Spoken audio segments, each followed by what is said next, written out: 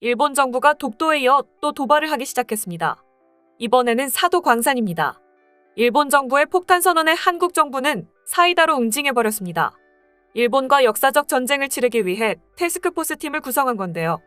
어떤 일인지 살펴보겠습니다. 우리 정부는 일본 정부가 결국 일제강점기 조선인 강제노역이 일어났던 사도 광산을 세계문화유산으로 등재 추진하기로 한 것에 대한 일본 대사를 초치하는 등 강한 유감을 표명하고 중단할 것을 엄중하게 촉구했습니다. 아울러 우리 정부가 일본의 사도 광산 세계문화유산 등재를 막기 위한 태스크포스 팀을 출범하기로 했습니다. 외교부는 28일 대변인 성명을 통해 우리 측에 거듭된 경고에도 불구하고 일본 정부가 제2차 세계대전 시 한국인 강제노역 피해 현장인 사도 광산을 유네스코 세계유산으로 등재 추진키로 결정한 데 대해 강한 유감이라며 이같이 밝혔습니다. 아울러 아이보시 고이치 일본 대사를 초치해 이 같은 입장을 전달했습니다.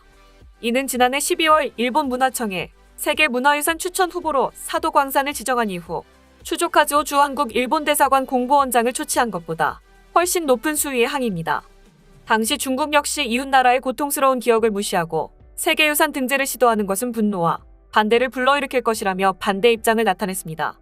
이웃 국가들의 분명한 반대에도 일본이 세계문화 등재를 추진하는 것에 대해 외교부 당국자는 인류 공동의 유산 보존과 평화 증진이라는 유네스코 취지의 정면으로 어긋날 뿐만 아니라 관련 국가와 국제사회의 신뢰를 또다시 저버리는 행동이라고 강하게 비판했습니다.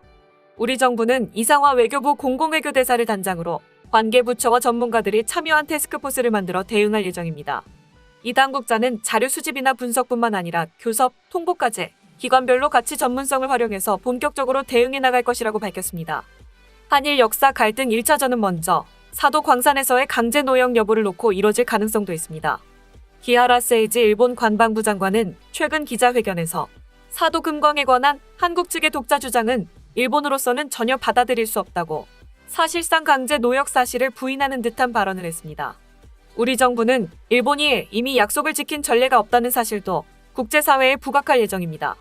앞서 일본은 2015년 군함도를 비롯한 일본 근대산업시설을 세계유산으로 등재하며 조선인 강제노역 사실을 국제사회에 함께 알리겠다고 약속한 바 있습니다.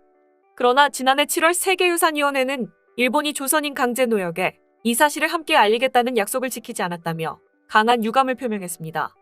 현재까지도 일본은 이 같은 조치를 이행하는 구체적인 조치를 취하지 않은 상태입니다. 이 당국자는 우리는 일본의 양속 이행을 위한 양자, 유네스코 사무국까지 참가하는 3자 대화체까지 제시했지만 일본은 답이 없는 상태라고 설명했습니다. 우리 정부는 일본 정부가 이처럼 앞선 약속도 지키지 않고 있다는 것을 유네스코를 비롯한 국제사회에 주지시키며 반대 입장을 충실히 설명할 예정입니다. 외교부에 따르면 개정된 세계유산 협약에 따라 등재 신청국은 다른 국가와의 잠재적 갈등을 피하기 위해 등재 신청전은 물론 등재 과정에서도 관련국과 건설적 대화를 충분히 하도록 규정돼 있습니다. 일본 역시 기록 유산 등재 신청에서 이러한 절차를 거치도록 한 바 있는 만큼 자신의 말에 책임을 져야 한다는 주장입니다. 이 당국자는 세계유산 등재를 심의하는 세계유산위원 입후보 자격이 생기는 2024년부터 입후보할 의지도 표명했습니다. 일본 정부가 추천서를 제출하면 유네스코 자문기관인 국제기념물 유적협의회의 심사와 권고를 거쳐야 합니다. 이르면 2023년 6월 세계유산위원회에서 등재 여부가 결정되지만 등재 심사가 장기화될 가능성이 충분히 있는 만큼 만반의 준비를 하겠다는 설명입니다. 한국 정부도 일본의 도발을 더 이상 보고만 있을 수는 없다는 겁니다. 전문가들은 일본에 대한 태스크포스 팀 구성은 정치적 전쟁을 단단히 치르겠다는 의지라며 독도에 이은 사도 광산 도발은 일본의 치명적인 실수로 남을 가능성이 크다고 분석했습니다. 다음은 해당 소식을 접한 일본 네티즌들의 반응입니다. 어제 뉴스에서 다카이치 정조 회장이 말했는데 사도에 가나야마는 에도 시대에 채굴을 했다고 한다. 에도 시대에 강제징용을 했던가. 이것만으로 트집이라는 것을 잘 알겠어. 일본 문화청의 보도자료에도 있듯이 사도 가나야마의 세계유산 등재는 전국시대와 에도시대의 수공업시대의 이야기이니 20세기의 일은 전혀 상관없는 일이다. 그럼에도 불구하고 이 문제에 관해 무리한 주장을 하면서까지 외교 문제로 삼으려는 것은 이 문제를 이용해 일본을 비판하고 자국의 입장을 유리하게 만들기 위한 방편이라고 보는 것이 타당하다. 한국 정부가 아무리 쓸데없는 소리를 해도 다른 나라가 그런 술수에 넘어가지 않도록 뿌리를 내리는 것이 외무성의 일이 아니겠습니까? 일본이 국제사회에 한 약속은 올바른 역사를 공표하는 것으로 어느 한 나라가 내세운 판타지에 영합하는 것이 아닙니다. 이로써 반일 분위기가 고조돼 현 시점에서 약간 불리한 싸움을 강요받고 있는 여당 대통령 후보가 되살아나 그대로 당선. 그리고 한일 단교로 끌고 가는 것이 베스트 시나리오입니다. 기대할게요. 아니지, 이 시간에 원달러 환율이나 신경 쓰시죠. 그쪽을 걱정하는 것으로 신경 쓰라고 충고하는 것입니다만 어쩌면 기시다 총리가 대단한 묘수를 썼을지도. 보류하는 것처럼 가장에 방심케 하고 한국이 동요 및 강력 반발의 선거 후에도 화목한 분위기가 나지 않도록 했을지도 모른다. 그리고 경제가 바닥인 그 나라에서 우리나라의 스와프라는 말은 차마 꺼낼 수 없는 상황을 조성하기 위한 것이냐고 호의적으로 생각하게 된다. 일본을 이렇게까지 감시하는 나라는 없습니다. 우리도 강력히 대응해야 합니다. 이번 기회에 모든 남벽과 오인식을 국제 공론화에 팩트로 거짓을 재단하고 팩트로 정론화하라. 이해 있다면 일본에 와서 확실히 말하면 된다. 물론 감정론이 아니라 세밀한 건설적인 이유에 근거한 문구를 말이야. 한반도가 일본 땅이었을 때일까요? 일본은 한반도와 대만 모두 본토와 마찬가지로 생각하고 있었기 때문에 인프라 정비도 하고 위생 환경도 조성해 개발도 해온 것입니다. 당연히 당신은 현 한국인도 일본인이었으니 대우의 차이를 둘 리가 없습니다. 하는 말이 사실이라면 왜 이제 와서 하지?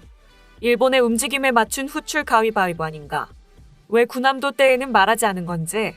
일본 때리기를 위한 단순한 소재 찾기에는 상종할 필요가 없다. 유감 표명을 맞을 뿐만 아니라 가끔은 유감표를 맞는 입장이 되는 것도 재밌겠네. 국력이 어느 쪽이 위인지를 널리 알릴 좋은 기회다. 한국은 자신들의 주장이 팩트가 아님을 들춰내는 것을 두려워하는 모양입니다.